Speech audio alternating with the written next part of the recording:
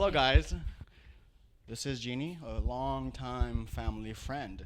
We've known each other for about a decade. It's been a hot minute that I've known you, Jeannie. Yes. How has that journey been? Well, I knew you just as a kid that hung out with a friend's son. Yes. And so you were just fun and happy-go-lucky, and that was an awesome group of young men. And so then you came to Dallas to hang out with me for a little bit, and that was more mature and eye-opening that you were, graduating into this, adult, and then now into adulthood and learning a lot more about you. And How do you think, so obviously as I've matured mm-hmm. and I spent time with you for about 3-4 years, Mm-hmm. over those 3-4 years, how has that growth been?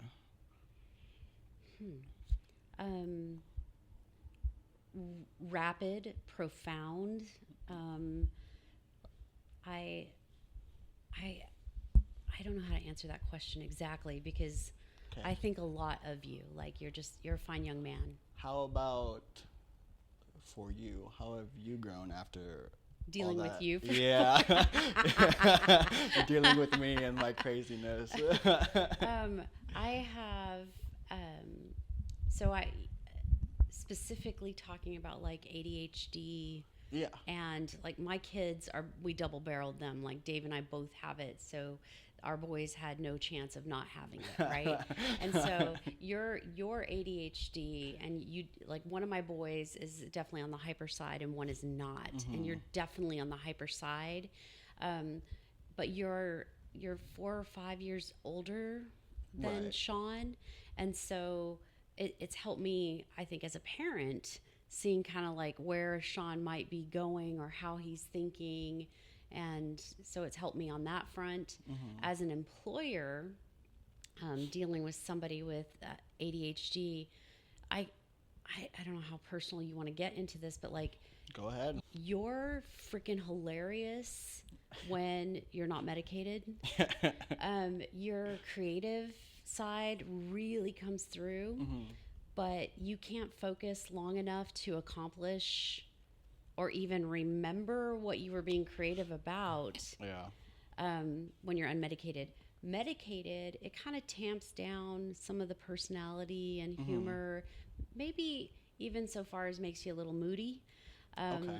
But you can finish tasks and stay on task, Right. and that was, especially from an employer standpoint, that was super important. Okay. So, Gotcha. watching, how you work through projects and try to finish tasks. And So you mentioned you had ADHD or have ADHD. Were you ever medicated? How did you realize you had ADHD? no, not until much later. So and I think I can focus when I need to, Right. and I think some of that is training from childhood, right? And Okay. and I don't want that to sound bad. I'm not as severe as like you and Sean and Ian. Right. But one of the clear indications is I don't like working on anything too long. Like Okay. I really need to have a lot of change. I get bored really quickly. And so it's part of the reason I love this career is I Right. don't deal with the same thing every single day. I like problem solving, and this is perfect for that. Right. And what career is that for our viewers? I'm a real estate broker in Dallas, Texas, and I've had my real estate license for almost 30 years now. Yeah. She does a great job, if anyone out there listening in Dallas, by the way. Thank you. And so you mentioned it's not the same thing every day. Are there some tasks that you do find menial and tedious that you my abhor gosh. doing? Yes. And to make myself do those things is really difficult sometimes. And any kind of databasing, I don't want to say hate, that's really strong. I really dislike databasing. Any kind of data entry that's super tedious. I like working with numbers, and so that numbers and people are my thing. So when it comes to like real estate, I get to work in the number side with comparables and trying to figure out how the best strategy to sell a house. That really works for me because then I also get the people input and that I really, really like. And so, but there's definitely some other things that just, oh my gosh, you'll see me procrastinate those. But ultimately I know I got to get it done. So so I know, like, I'm pretty sure a lot of people also kind of feel the same way as far as coping mechanisms and getting out of that procrastination zone. Is there anything you do, any tips or any like advice to anyone out there who does feel the same way? Timers help a lot. Like setting a time goal. I'm going to work on this for 20 minutes and see how far I can get into it. And maybe I can even finish it. A lot of times I overestimate how long something is going to take, or I grossly underestimate. There's never in between.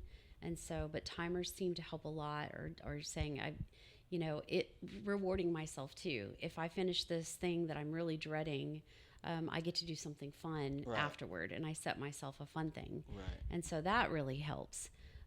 The other thing is knowing that I got to get stuff done in the morning when I'm fresh, and the more tired I get, the harder it is to stay focused. And I just want to go doom scroll at that point. Bad. I feel that sometimes when I get super just worn out, especially at the end of the day. Me and Billman, who you all know is my roommate, we just go to our own separate rooms and just rot. It's such an interesting thing, the way social media has moved to all the shorts. That is just such an incredible way to, number one, waste a crap ton of time. But your brain, my brain just shuts down at that point. I can just, and you lose track of time. It's so easy to lose track of time when you're doing that. So and that's why I try to do it at the end of the day. So it's easy to wind down and let loose. I've got some health stuff going on here recently, and I'm realizing how much social media and anxiety are a little bit hand in hand too. So I have really tried to reduce how much, again, not scrolling until the evening, or not scrolling at all. And so going back to reading books, and because I'd fallen off of that a little bit, but it's really bringing everything calmer. It's an interesting observation for me that is very recent. So you and I haven't even talked about it. What you're saying is your social media consumption is causing you anxiety? Yes. And not that I'm upset with myself about how much I'm consuming. I'm just feeling myself getting more anxious as I'm sitting there scrolling. And so I'm trying to dial it down hard. And so but I had never observed that until recently. I just, scrolled, and it was just a way to shut my brain off. But man, less, better. I see. Yeah. Gotcha. And so I know I'm kind of circling back. When you realized you were ADHD, did you ever get medicated? No. How did you kind of deal with all of that? So college, school, I was the firstborn, overachiever, wouldn't let my parents down. Right? So I could keep myself on task long enough to get my stuff done. But I was super quick with it. And, high school was pretty easy. I mean, I didn't struggle, let's put it that way. I studied, but not much. And then college, it was, again, I put myself through college. And so when you're starving, and you know that if you mess up, you got to pay for that class again, right? So there was no opportunity, there was no option for failure, right? And so college, though, I also played a lot of racquetball. Oh, interesting. Yeah, I I played racquetball 5-6 days a week. I was I did not know. A little powerhouse. I loved it. I loved it. Stopped playing racquetball when I got a job and went to work, and then got married, and so never really got back into it. But yeah, Right. Right. exercise is huge. Yeah. That burns off some of that excess and helps you focus. Oh, it does. It's also builds dopamine, which I know ADHDers lack or have a not excess of. I worded that weirdly. That's right. It's okay. Yeah, but I mean, going back to also your kids, they have ADHD. Yes. Would you say mine is more severe than theirs? Or Yes. really? Yeah. Oh, So Sean has some other issues, Right. and so he's spectrum, and so there were other things we were dealing with there. Ian has just the attention deficit issues, Right. and so but he's not on the hyper side at all, and so but he just keeping him on task is a challenge. But you're definitely, I think when we talk about severity, I think the hyper side is a little more difficult to deal with because you're moving around so much, Right. and so Right. where Ian doesn't do that, so he's a Yeah. little bit more pliable when it comes to getting him to stay on things. We also made the boys play sports when they were younger, Okay. and so that helped when they were Gotcha. younger. But as they've matured into young adults and they're not getting out as much, you know, I know we had Sean in swimming, and I can tell you 100% of the time, the day after swimming was his best day at school. Really? Less disruption, Huh. less behavioral issues, and more able to stay on task. Okay. As you realized that after those days where he was being active, would you make it a point to provide more active opportunities for Sean? Yes. So we built a pool at our house, and at the time there was even a tax incentive. If our doctor gave us a prescription for the pool, we could write off part of the pool. And so Sean was in the pool a lot. Whoa. So those big muscle group activities, so swimming, gymnastics, and taekwondo. Taekwondo or the martial arts were never an option for us because when he was younger, there's a lot of talking about no hitting, no kicking, no biting. Yeah. And so there was no way we were going to put him in anything where there was hitting, kicking, or biting. I see. And so that, and anything loud, right? Because Right, some of the right. chants are kind of loud. And so that was not going to work for him.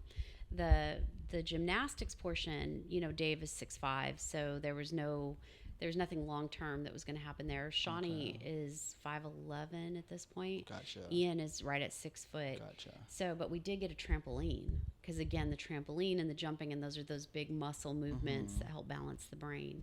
And so we did make sure when he was frustrated, we'd send him to the trampoline and he'd bounce it out, right? Was it like a punishment? No, not at all. I mean, he would send himself out there. Really? He would seek it out because he Oh, knew okay. that it would kind of balance Calm everything out, for him. Yeah. calm down. Yeah.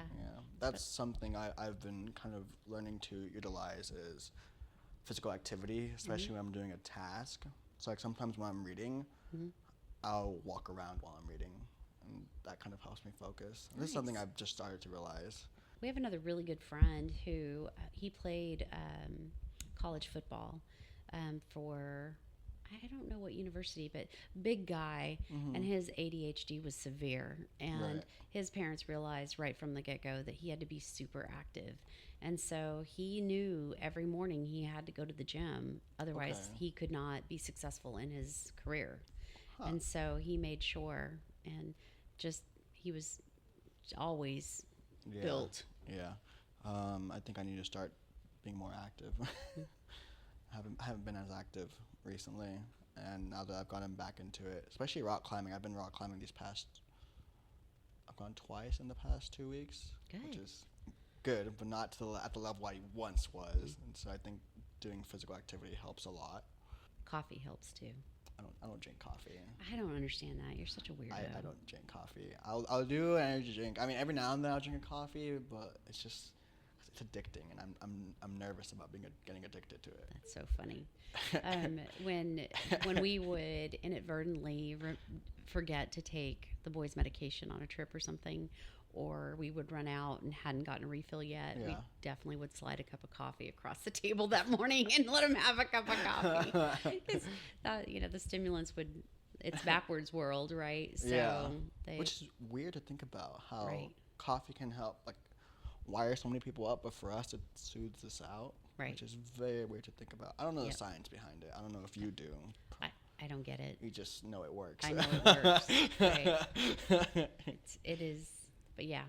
Yeah. So like, I'll down an energy drink, and that kind of helps me. But I don't drink coffee, which is weird. I don't know if energy drinks are worse than coffee, but I think they're harder on your kidneys, but I don't know. I'm not worried about that. I don't drink them that often. Yeah. So I don't drink energy drinks at all. yeah, I know So. Dave does. Actually, I think he's quit. So Really? yeah, Oh. I don't think he's doing it anymore. Huh. So I had a really bad experience with it, and I'll never touch him again. So Oh, I see. I hurt myself, not meaning to, but I was dehydrated already and drank a couple of those, and my kidneys were like, no. Oh, yeah, No. that's not good. No. As a parent of ADHD children, how have you grown to like see ADHD as a disorder, especially with your own, first of all, yourself having it and knowing that your children have it? I like to think of it as a gift ultimately, though. Okay. Right? There's some things that we have to manage with it because you have to be able to get through your day. Right. Right? That was it was much more problematic with Sean than it was with Ian because his was just focus, Right. and we can handle that. That's so much easier. Right. But it just there's an energy about it that's kind of wonderful. There's I don't know we figured out how to manage it for the most part. There were new things that would crop up every now and then. Right. You know, it's not bad. It doesn't have to be a bad thing. Right. Right? Use it to your benefit. In my case, as much as you're scattered and all over the place and have a hard time focusing, when you do focus, when you're interested, you're like 1,000% in on Right. something, right? So we've talked about like go all in on this, right? And you'll see me take a deep dive into something, and I'll spend several days, just trying to figure it out. And so, I think it's a gift. Right. It can also be a curse if you're supposed to be doing other things. Like you got to balance somehow. Right. There's no such thing as balance. You do the best you can. What are like, in your children? What are some things that you've noticed, like these gifts that you've seen them like exhibit? I think almost everyone I've ever met that I recognize that they had ADHD, they're super smart. Right. Right? And some of it, maybe they're not high performers in school, but that's because, they have a hard time focusing. Right. But they take so much in by osmosis or just being present. They hear so much more than you think. Right? So there was a lot of time where we really were concerned about Sean in school, but they would turn around and give him a test and he would do really well on it. And he wasn't doing any homework. It didn't appear that he was paying attention at all, but he'd do really well on it. And so, don't underestimate people just because of ADHD. Don't, Right. I think they're paying attention to, and they hear a lot more than you think. Okay. Right. Gotcha. I think one of the things that as a parent drove me nuts, though, is the not being able to remember things. Nope. Yeah. Oh my And gosh. the workplace. Oh my gosh. And there's, with your own kids, there's a little bit of that rebellion and trying to Right. fit in wherever they want, or figure out their place and their own boundaries. But that made me crazy. I mean, because literally they hear you, they acknowledge you, and then 2 minutes later, they do not remember that you ever asked them to do that thing. Right. And so I just wanted to lose my mind a few times, a lot. I see. Yeah. Do you have any little final words for our viewers out there? I think one more point about that is they truly don't remember that you even asked them to do it. Yeah. Right. And so, feeling that it's spite or vindictive or just put those out of your brain. I mean, they really didn't remember. Okay. And so it's not them working against you from a parent standpoint. Be patient with that. They really Right. don't remember you asking. Right. And so, that when I was growing up, if my parents asked me more than once to do something, I was going to get a whooping. And I'm obviously Gen X, and so Yeah. we know about Yeah. that. That is not the case for my kids because they literally didn't remember it. So there was no Right. whoopings. There was understanding, and yes, I'll ask again. But third or fourth time, then yeah, I might lose my temper then. But just more understanding, more patience. And they're great kids. Yeah. So all three of you, Yay. weirdo. Yeah. Awesome. Well, thank you guys. This has been Jeannie Martin, longtime family friend, former employer. But yeah, you guys will see her again sometime soon as well. Thank you guys. Enjoy.